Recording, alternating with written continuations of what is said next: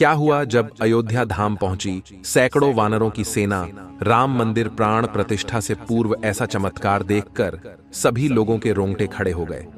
आगे बढ़ने से पहले अगर आप भी एक सच्चे सनातनी हैं तो इस वीडियो को लाइक करके कमेंट बॉक्स में जय श्री राम अवश्य लिखें। भारत के इतिहास में 22 जनवरी 2024 का दिन सुनहरे अक्षरों में दर्ज किया जाएगा। ये पल सभी के लिए बहुत ही खास और ऐतिहासिक होने वाला है। सभी राम भक्त इस ऐतिहासिक पल के साक्षी बनेंगे। बता दें, श्री राम जन्मभूमि अयोध्या में 70 एकड़ भूमि पर बने भव्य राम मंदिर में रामलला की मूर्ति की प्राण प्रतिष्ठा 22 जनवरी 2024 को होनी है। इस तारीख का सभी को बेसब्री से इंतजार है।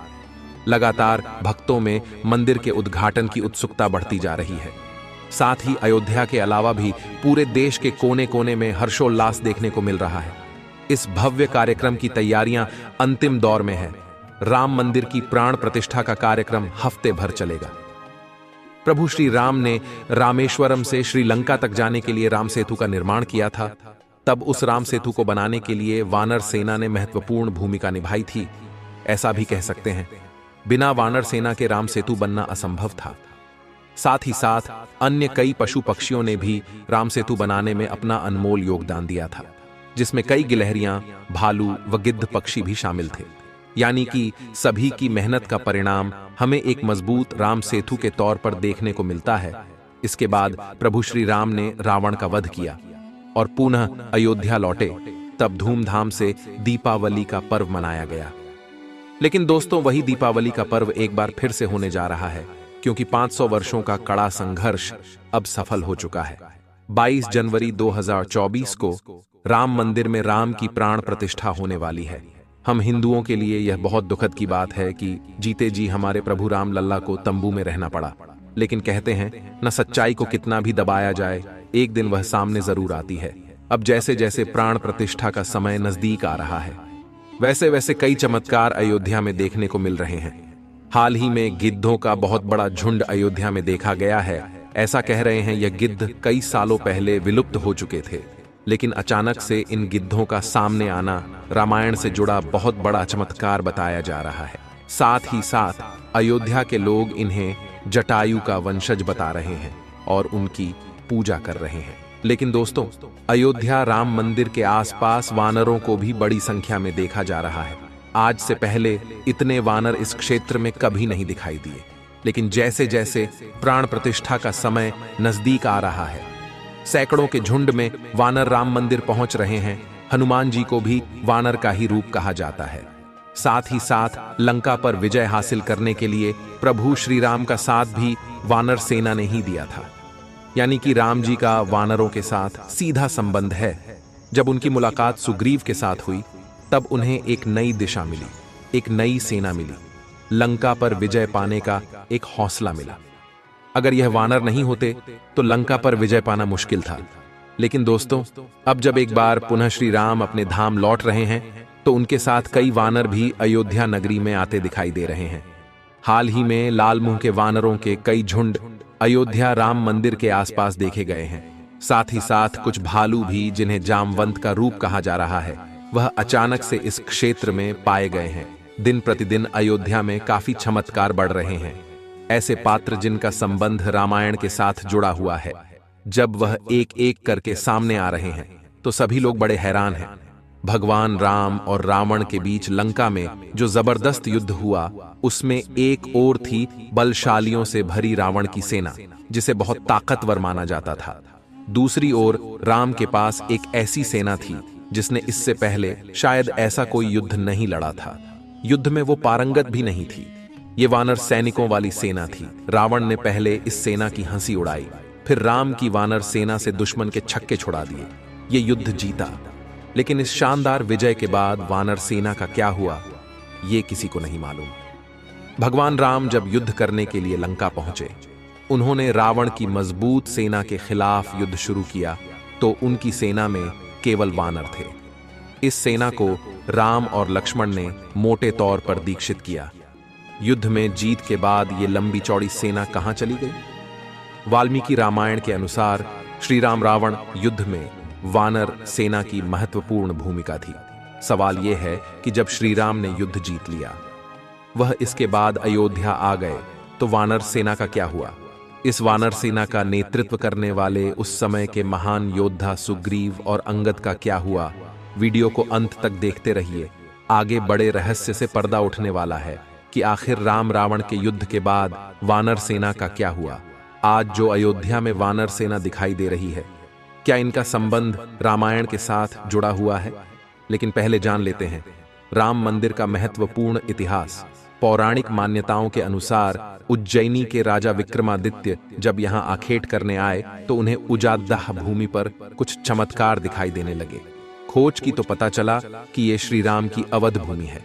इसके बाद उन्होंने यहाँ श्री राम के भव्य मंदिर का निर्माण कराया, जिसमें काले रंग के कसौटी पत्थर वाले 84 स्तंभ थे। समय समय पर यहाँ राजाओं मंदिर की देखभाल की, लेकिन 14वीं शताब्दी में जब भारत में मुगलों का शासन हुआ तो श्री राम जन्मभूमि को नष्ट कर वहां बाबरी मस्जिद बना दी गई। 1525 में राम जन्मभूमि मंदिर को बाबर के सेनापति मीर बांकी ने ध्वस्त करवाया था। बाबरी मस्जिद की 3 गुंबद थी, जिसके बाहरी हिस्से में एक चबूतरे में श्री राम के बाल स्वरूप की पूजा होती थी। इसे राम चबूतरा कहते थे। लेकिन 1939 में बाबरी मस्जिद के मुख्य गुंबद के ठीक नीचे वही मूर्ति निकली जो सदियों से राम चबूतरे पर विराजमान थी। बाबरी मस्जिद और राम जन्मभूमि मंदिर पर सालों चले विवाद के बाद आखिरकार श्री राम की अपनी जन्मस्थली पर प्राण प्रतिष्ठा हो रही है। राम मंदिर के लिए कुल 37 एकड़ जमीन है, जिसे 2 एकड़ में मंदिर बन रहा है। पहले मंदिर के मुख्य शिखर की ऊंचाई 128 फीट थी, अब यह 161 फीट होगी। 3 की जगह 5 गुंबद और एक मुख्य शिखर होगा, जिसकी प्राण प्रतिष्ठा 22 जनवरी 2024 को होने वाली है। आइए अब जानते हैं आखिर रामायण के युद्ध के बाद वानर सेना का क्या हुआ। रामायण के उत्तरकांड में उल्लेख है कि जब लंका से सुग्रीव लौटे तो उन्हें भगवान श्री राम ने किष्किंधा का राजा बनाया, बाली के पुत्र अंगद को युवराज। इन दोनों ने मिलकर वहां कई सालों तक राज किया। श्री राम रावण युद्ध में योगदान देने वाली वानर सेना सुग्रीव के साथ ही वर्षों तक रही, लेकिन इसके बाद उसने शायद की कोई बड़ी लड़ाई लड़ी। हालांकि इस वानर सेना में अहम पदों पर रहे सभी लोग किष्किंधा में अहम जिम्मेदारियों में जरूर रहे।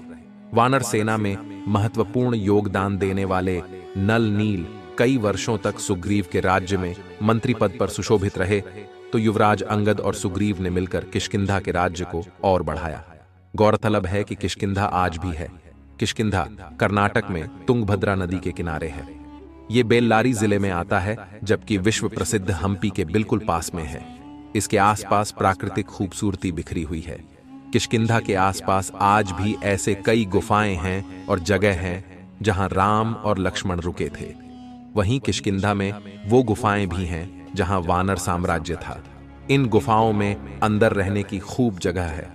जब ये पक्का हो गया कि सीता को रावण ने कैद करके लंका में रखा हुआ है, तो श्री राम ने हनुमान और सुग्रीव की मदद से वानर सेना का गठन किया। लंका की ओर चल पड़े। तमिलनाडु की एक लंबी तटरेखा है जो लगभग 1000 किमी तक विस्तारित है। वानर सेना में वानरों के अलग अलग झुंड थे। हर झुंड का एक सेनापति था, जिसे यूथपति कहा जाता था। यूथ अर्थात झुंड।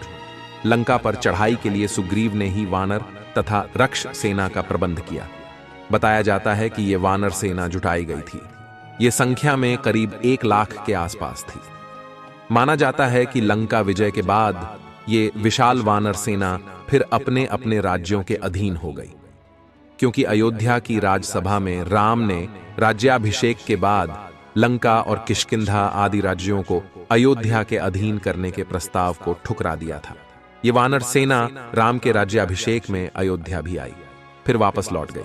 लेकिन अब जब पुनः राम लल्ला के राज्याभिषेक के बारी आ चुकी है, तो पुनः यह विशाल वानर सी अयोध्या आ गई है। यह इतिहास पुनः दोहरा रहा, जिसका सीधा मतलब यही निकलता है कि प्रभु श्री राम के राज्याभिषेक में यह वानर सेना भी मौजूद रहेगी, जिसका संबंध आज से नहीं बल्कि रामायण से है।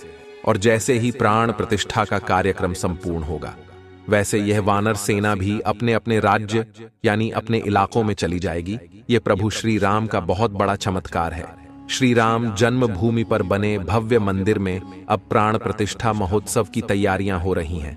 प्रधानमंत्री मोदी के प्रधान सचिव रहे नृपेंद्र मिश्रा ने बताया कि मंदिर के गर्भगृह में 22 जनवरी को प्राण प्रतिष्ठा हो जाएगी।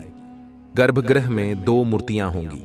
एक मूर्ति में श्री राम 5 साल के बालक के तौर पर दर्शन देंगे। बाल्यावस्था वाली मूर्ति की ऊंचाई 51 इंच होगी। दूसरी मूर्ति में रामलला वर्तमान स्वरूप में नजर आएंगे। अभी जो मूर्ति राम मंदिर में है वही रामलला विराजमान के तौर पर सुप्रीम कोर्ट में पक्षकार थे। हर साल जब रामनवमी के दिन दोपहर 12 बजे श्री राम की मूर्ति पर सूरज की किरणें चमक बिखेरेंगी। इसके लिए भवन निर्माण शैली में खास व्यवस्था की गई है।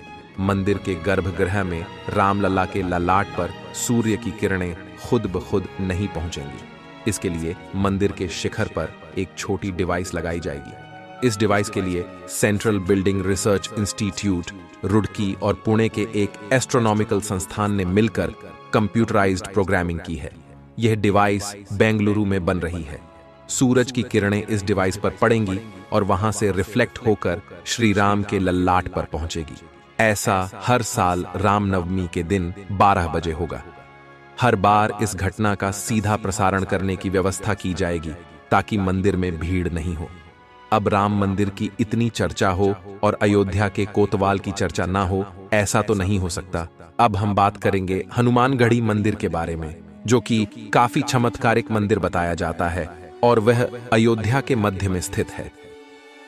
पवन पुत्र हनुमान को समर्पित यहां मंदिर अयोध्या रेलवे स्टेशन से 1 किमी दूरी पर स्थित है। इस मंदिर का निर्माण विक्रमादित्य द्वारा करवाया गया था, जो आज हनुमानगढ़ी के नाम से प्रसिद्ध है। ऐसी मान्यता है कि पवन पुत्र हनुमान यहां रहते हुए कोतवाल के रूप में अयोध्या की रक्षा करते हैं। मंदिर के प्रांगण में माता अंजनी के गोद में बैठे बाल हनुमान को दर्शाया गया है। अयोध्या के मध्य में स्थित 36 सीढ़ियां हनुमानगढ़ी तक जाती है, जो उत्तर भारत में हनुमान जी के सबसे लोकप्रिय मंदिर परिसरों में से एक है। ये एक प्रथा है कि राम मंदिर जाने से पहले सबसे पहले भगवान हनुमान मंदिर के दर्शन करने चाहिए। मंदिर में हनुमान जी की मां अंजनी रहती हैं, जिसमें युवा हनुमान जी उनकी गोद में बैठे हैं। ये मंदिर रामानंदी संप्रदाय के बैरागी महंतों और निर्वाणी अनी अखाड़े के अधीन है। कहा जाता है मंदिर में भगवान हनुमान की चमत्कारिक शक्तियां मंदिर में दर्शन करने आने वाले भक्तों को कभी भी निराश नहीं होने देती। दर्शन को आए भक्तों की मनोकामनाएं पूर्ण होती हैं। जब रावण पर विजय प्राप्त करने के बाद भगवान राम अयोध्या लौटे तो हनुमान जी यहां रहने लगे। इसीलिए इसका नाम हनुमानगढ़ या हनुमान कोट रखा गया। यहीं से हनुमान जी रामकोट की रक्षा करते थे। मुख्य मंदिर में पवन सुत माता अंजनी की गोद में बैठते हैं। 1855 में मुसलमानों ने मंदिर को नष्ट करने का प्रयास किया। मुसलमान हनुमानगढ़ी को मस्जिद बना देना चाहते थे, लेकिन वे ऐसा करने में सफल नहीं हो पाए। इतिहासकार सर्वपल्ली गोपाल ने कहा है कि 1855 का विवाद बाबरी मस्जिद राम मंदिर स्थल के लिए नहीं, बल्कि हनुमानगढ़ी मंदिर के लिए मुसलमानों और रामानंदी बैरागियों के बीच हुआ था। कहा जाता है नवाब सिराजुद्दौला को एक गंभीर बीमारी हो गई थी। उसका बचना लगभग नामुमकिन था। नवाब यहां पूजा अर्चना करने वाले बाबा अभय रामदास जी के पास आया। बाबा ने भगवान हनुमान जी से नवाब की अर्जी लगाई। वह नवाब को हनुमान जी से प्रार्थना करने को कहा। नवाब ने भगवान हनुमान जी से प्रार्थना की और नवाब चमत्कारिक रूप से स्वस्थ हो गया। उसके बाद स्वामी अभय रामदास जी के निर्देश में सिराजुद्दौला ने इस मंदिर का पुनर्निर्माण कराया। राम मंदिर का इतिहास सदियों पुराना रहा है और अब जो प्राण प्रतिष्ठा होने वाली है वह बरसों के संघर्ष का नतीजा है, कई शहीदों के बलिदान का प्रमाण है और हजारों कार सेवकों के हौसले का प्रतीक है। आशा करते हैं आज की वीडियो से आपको जबरदस्त ज्ञान की प्राप्ति हुई होगी। अगर आपको भी वीडियो पसंद आई है तो आप लाइक जरूर करें, कमेंट बॉक्स में जय श्री राम लिखें और हमें सपोर्ट दिखाने के लिए इस चैनल को सब्सक्राइब करके बेल आइकन को प्रेस कर लीजिए। अभी के लिए आप सभी को हर हर महादेव।